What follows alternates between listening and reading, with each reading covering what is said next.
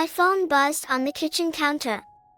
I had been stirring a pot of spaghetti sauce, lost in the swirl of the steam and the rhythmic motion of my wrist, when the notification broke through the haze of garlic and tomatoes. I wiped my hand on a dish towel, picked up my phone, and saw Dad's name flash across the screen. A text from him was never just a simple, "Hi. How are you?" It always came with an ulterior motive, especially after he remarried a couple of years ago. The message read, "Hey. I need to talk to you. Call me when you have a sec." I sighed. My stomach tightened a little because I already had an inkling of what this would be about. The tension between us had been brewing for weeks now, ever since Dad had floated the idea that I take my stepsister Kayla on my upcoming trip to California. The mere suggestion was enough to make my skin crawl. The idea of spending a week with that brat, the same girl who had called me boring and pathetic in front of her friends at least a dozen times, was laughable. But this wasn't just a casual trip to the beach. This was a vacation I had been planning with my best friend, Alyssa. 4 months. We had rented an Airbnb, made an itinerary filled with everything we wanted to do: beaches, hiking, shopping, and just pure relaxation. And Kayla? She was the polar opposite of relaxation. I dialed Dad's number, mentally preparing for whatever guilt trip or manipulation he was going to throw my way this time. It rang twice before he picked up. "Hey, kiddo," he said, trying to sound cheery. But I could hear the undertone of expectation.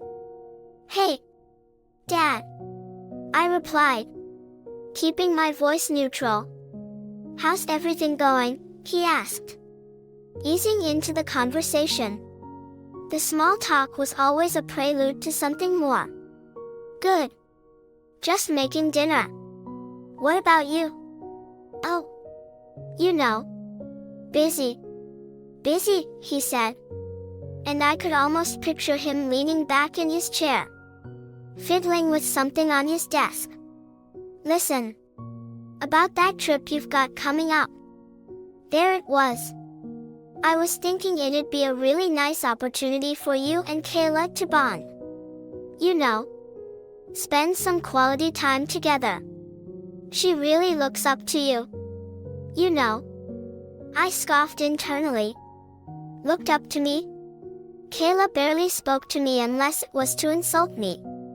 Dad had to know that. "Dad," I started, keeping my voice calm but firm. "This trip is something Alyssa and I planned. Just the two of us.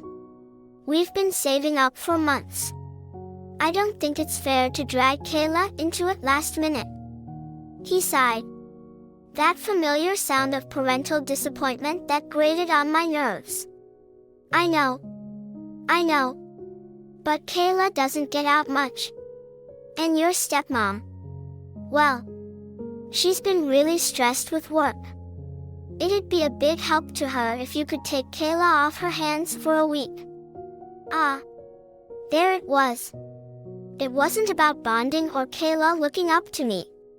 It was about convenience for his new family, his new priorities.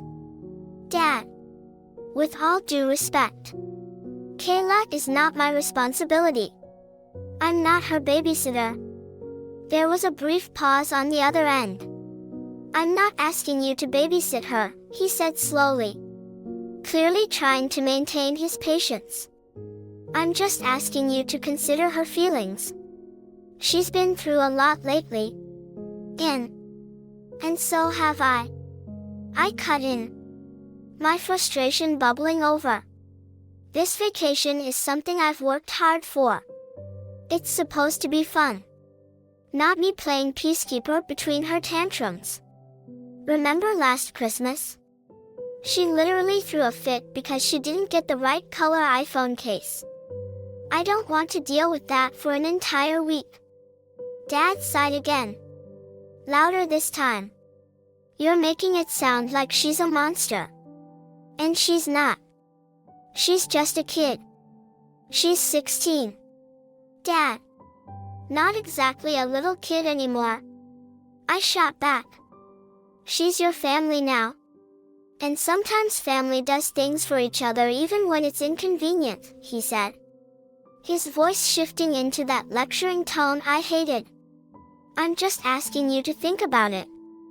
I have thought about it, I said, feeling the walls of my patience closing in on me.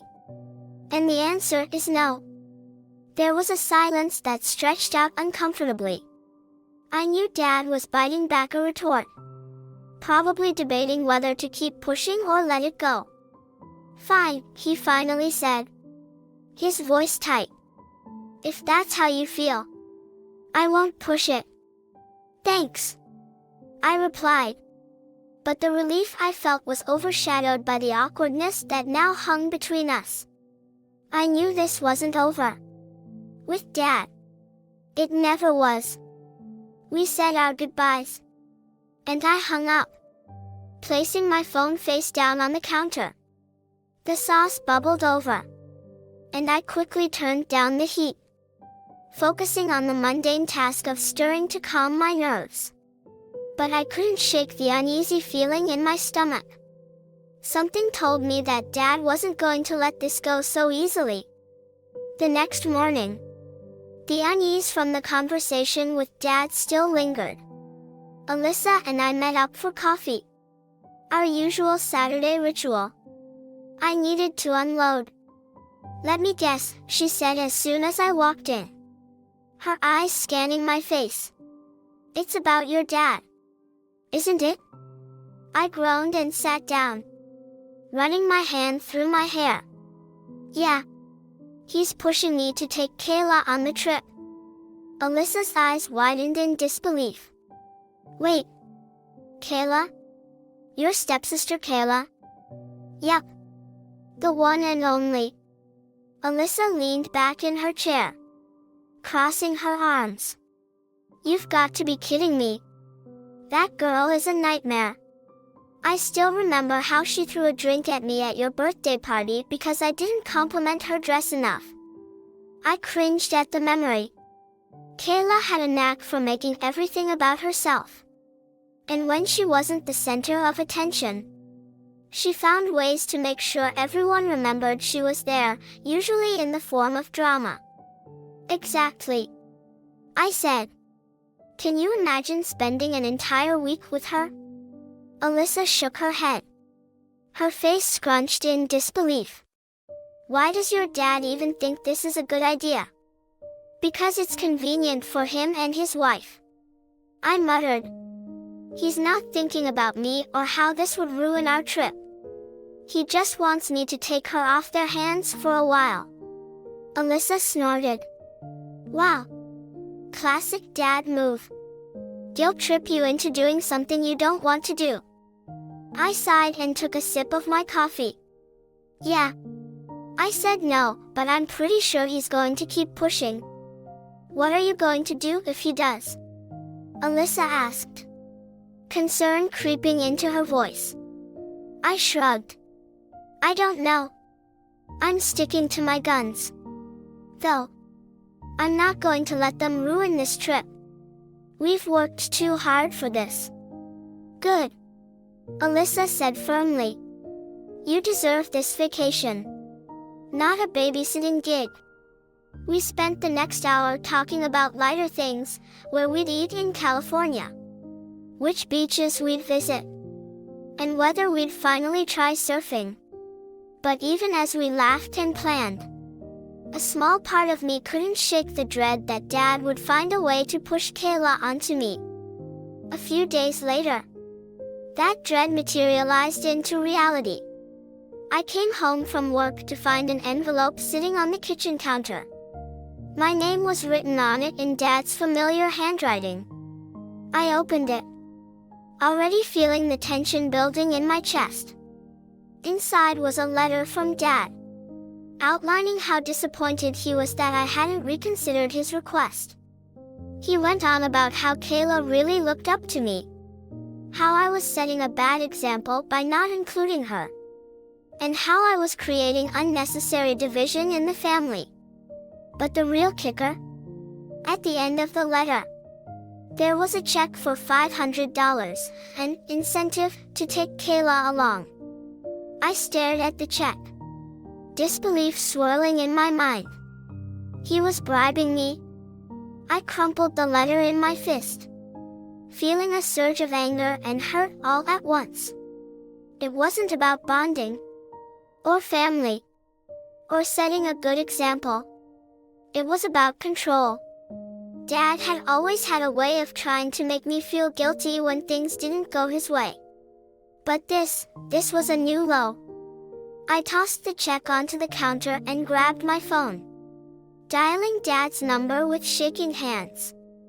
He picked up after a few rings, his voice casual, like he hadn't just tried to manipulate me. "Hey, kiddo," he said. "Dad," I began, my voice steady but cold. "I'm not taking Kayla on the trip. And I'm not taking your money either." There was a pause. "Look, I was just trying to. I know what you were trying to do." I cut him off. "But this is my trip. My vacation. I'm an adult. And I'm allowed to make my own decisions. And this," I gestured to the crumpled letter on the counter, even though he couldn't see it, "this isn't how you ask someone for a favor." Dad was silent for a long moment. I just thought, "No, Dad, you didn't think about me at all. You only thought about how this would make things easier for you." Another silence. I could hear him breathing, as if trying to find the right words to say. "Okay," he finally said, his voice softer, almost resigned. "I won't push anymore. I want us to be a family. You know? We are a family," I said quietly. "But that doesn't mean I have to do everything you ask." After a brief, awkward goodbye, I hung up the phone. I let out a long breath, feeling both lighter and heavier at the same time. Lighter because I had stood my ground. Heavier because, as always, Dad had made me feel like I was the one being unreasonable. But this time, I wasn't backing down. I crumpled the check into a tight ball and threw it in the trash. California was just around the corner, and I wasn't going to let anyone ruin it. Especially not Kayla.